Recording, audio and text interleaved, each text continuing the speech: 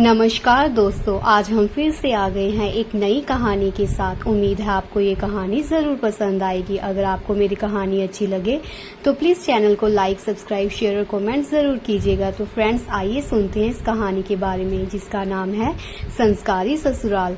एक गांव में एक परिवार रहता था। उस परिवार में अमृता और उसका पति भीषण अपने 2 बेटों के साथ रहते थे।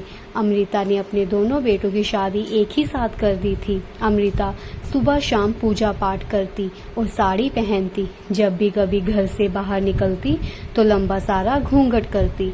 वे अपनी बहुओं को भी हमेशा यही बोलती कि घर हो या फिर बाहर हो, घूंघट के बिना कमरे से बाहर भी नहीं निकलना। अमृता अपनी मर्यादा और असूलों की पक्की थी। वो जो कह देती थी उसकी दोनों बहुओं को वे सब करना पड़ता था। बड़ी बहू, जिसका नाम अनोखी था, और छोटी बहू स्वाति थी।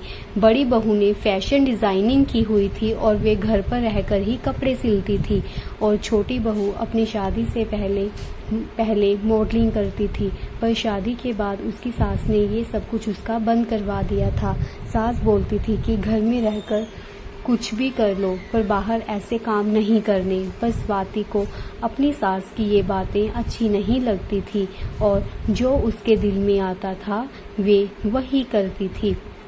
वे अपने पति को बोलती है कि मैं किसी भी हालत में अपनी मॉडलिंग नहीं छोड़ूंगी, चाहे उसके लिए मुझे कुछ भी करना पड़े। तो उसका पति सूर्या कहता है कि माँ से पूछ लो एक बार फिर से। तो स्वाति कहती है कि मैंने पूछ लिया है, अब आप भी एक बार पूछ लो। तो सूर्या कहता है कि माँ ने तुम्हारी बात नहीं मानी तो मेरी बात कहाँ से मान लेंगी। तो स्वाति कहती है आप एक बार बात करके तो देखिए। तो सूर्या कहता है कि ठीक है, चलो मेरे साथ। तो सूर्या और स्वाति माँ के पास जाते हैं और सूर्या माँ को बोलता है कि माँ, क्या कर रही हैं आप। स्वाति अपनी सास के कमरे के दरवाजे पर ही खड़ी रहती है, अंदर नहीं जाती। तो सूर्या कहता है कि माँ, आपसे एक बात करनी थी। तो माँ कहती है कि हाँ बोलो। तो सूर्या कहता है कि माँ, वो स्वाति को मॉडलिंग का बहुत शौक है, उसे करने दीजिए ना, वो शादी से पहले भी करती थी। तो सूर्या को माँ कहती है कि बेटा, मेरी बात अच्छे से सुन ले, आज तक हमारे घर में किसी ने भी ऐसा काम नहीं किया है। तुम दोनों बड़ी बहू की तरफ नहीं देखते, वो भी तो पढ़ी लिखी होकर घर के काम भी करती है और सिलाई भी करती है, उसको तो कोई प्रॉब्लम नहीं है। अगर तुमने कोई और बात करनी है तो कर सकते हो, पर इस बारे में बात करने के लिए मेरे पास वही जवाब है। बेहतर होगा कि मेरा और अपना समय बर्बाद मत करो। सूर्या अपनी माँ के कमरे से चला जाता है। बाहर स्वाति खड़ी होती है तो सूर्या स्वाति की तरफ देखता है और चला जाता है। रात को स्वाति को फोन आता है कि कल से मॉडलिंग के ऑडिशन शुरू हो रहे हैं। तो स्वाति सूर्या को बताती है। सूर्या कहता है कि मैं क्या करूं, अभी तुम ही बताओ। तो स्वाति कहती है कि हम ऐसा करते हैं कि कल मैं सुबह बोलूँगी कि मुझे बहुत तेज़ बुखार है और चक्कर आ रहे हैं, उठा नहीं जा रहा, तो हम दवाई लेने के बहाने सीधा ऑडिशन में चले जाएंगे। तो सूर्या कहता है कि अगर किसी को पता चल गया तो माँ तुम्हें तो कुछ नहीं कहेंगी, पर मुझे नहीं छोड़ेंगी वो। तो स्वाति कहती है कि किसी को कुछ भी पता नहीं चलेगा। सूर्या कहता है कि ठीक है। अगली सुबह अमृता पूजा पाठ कर रही होती है तो सारा परिवार पूजा में शामिल होता है, सिवाय स्वाति के।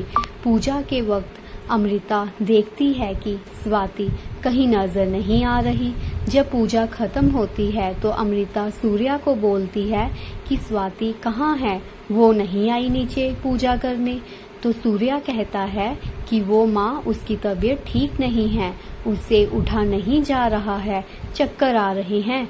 तो अमृता कहती है कि ठीक है, खाना बन चुका है, खाना खाकर स्वाति को डॉक्टर के पास ले जाना। तो सूर्या कहता है कि ठीक है माँ। बड़ी बहू अनोखी रसोई में जाती है और खाना लाकर टेबल पर रख देती है। अमृता कहती है कि बड़ी बहू जाओ स्वाति को खाना दे आओ। अनोखी कहती है कि ठीक है माँ। अनोखी प्लेट में खाना डालती है और स्वाति को देने जाने ही लगती है कि सूर्या कहता है कि भाभी आप रहने दीजिए, मेरा खाना हो गया है, मैं ले जाता हूँ स्वाति के लिए खाना। तो अमृता कहती है कि मैंने स्पेशल तुम्हारे लिए तुम्हारी मनपसंद की खीर बनाई है, चलो खाकर बताओ कैसी बनी है। फिर अमृता अनोखी बहू को बोलती है कि जाओ बहू स्वाति को खाना दे आओ। अनोखी स्वाति को खाना देने उसके कमरे में चली जाती है। सूर्या सोचता है कि कहीं भाभी को पता ना चल जाए कि स्वाति नाटक कर रही है।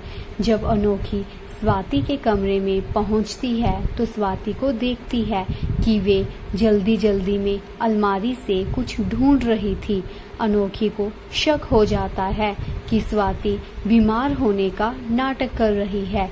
वे स्वाति के पास जाती है और स्वाति को कहती है कि क्या हुआ स्वाति, क्या ढूंढ रही हो, कुछ गुम हो गया क्या? और तुम तो बोल रही हो कि मैं बीमार हूँ। तो स्वाति कहती है कि दीदी मुझे चक्कर आ रहे थे, अब थोड़ा फर्क लग रहा है। तो अनोखी कहती है कि मुझे पता है कि तुम नाटक कर रही हो, क्या बात है सच में बताओ, सच सच बताओगी मुझे? तो स्वाति कहती है कि दीदी आप किसी को कुछ बताएंगी नहीं ना? तो अनोखी कहती है कि नहीं बताती, अब बताओ क्या बात है। तो स्वाति सारी बात बताती है। फिर स्वाति कहती है कि दीदी आप घर में कुछ बताओगी तो नहीं ना? तो अनोखी कहती है और नहीं स्वाति, मैं नहीं बताऊंगी, चलो मुझे तो नहीं बाहर निकलकर कुछ करने का मौका मिला, चलो तुझे मिल रहा है तो ये तो बहुत ही अच्छी बात है। भैया साथ हैं आपके, मेरे भी अगर साथ देते तो मैं भी बाहर निकलकर अपने लिए कुछ कर पाती। स्वाति दीदी को हौसला देती है। फिर अनोखी कहती है कि चल अब खाना खा ले और चले जाओ तुम दोनों, नहीं तो माँ आ जाएगी और उन्हें पता चल जाएगा। स्वाति कहती है कि ठीक है दीदी। उसके बाद अनोखी चली जाती है। स्वाति खाना खाती है। अमृता अनोखी से पूछती है कि अब कैसी तबीयत है स्वाति की? तो अनोखी कहती है कि अभी भी उसे चक्कर आ रहे हैं, दवाई लेकर आएगी फिर ही ठीक होगी। तो अमृता कहती है कि स्वाति बहू काम भी कम ही करती है और उसे चक्कर पता नहीं क्यों आ रहे हैं। सूर्या ऊपर अपने कमरे में जाता है और स्वाति को कहता है कि तुम तैयार हो ना, चलो अब जल्दी। दोनों घर से निकल जाते हैं और दोपहर को घर वापिस आते हैं। ऐसे ही स्वाति चुपके चुपके जाती है। एक दिन की बात है, अमृता की पड़ोसन उनके घर आती है और बोलती है कि अमृता बहन देख तो सही कि अखबार में तुम्हारी बहू की ही फोटो है ना? अमृता कहती है दिखा तो सही। फिर अमृता फोटो देखती है और बोलती है कि ये तो हमारी भिंदनी की फोटो है, पर ये अखबार में कैसे आई भिंदनी की फोटो? जब पड़ोसन चली जाती है तो अमृता गुस्से में स्वाति के कमरे में जाती है और स्वाति से पूछती है भिंदनी ये क्या है? स्वाति कहती है तो क्या हुआ माँ? तो अमृता कहती है कि क्या है, ये सब तुम्हें मना किया है कि तुम चोरी चोरी काम करने लग पड़ी। तो स्वाति कहती है कि माँ ये मेरा सपना था, मुझे वो किसी न किसी हाल में तो उसे पूरा करना ही था। इतने में सूर्या कमरे में आता है और बोलता है कि माँ करने दीजिए ना उसे। तो माँ कहती है कि अच्छा संस्कारों का क्या? तो सूर्या कहता है कि माँ वो हमारे संस्कारों की इज्जत करती है, उसे सब कुछ पता है कि क्या सही है और क्या गलत है। अब आप भी गुस्सा थूक दीजिए। अनोखी भी समझाती है और माँ मान जाती है। तो फ्रेंड्स, ये थी आज की हमारी कहानी। अगर आपको कहानी अच्छी लगी हुई है तो प्लीज़ चैनल को लाइक, सब्सक्राइब, शेयर और कमेंट ज़रूर कीजिएगा। धन्यवाद।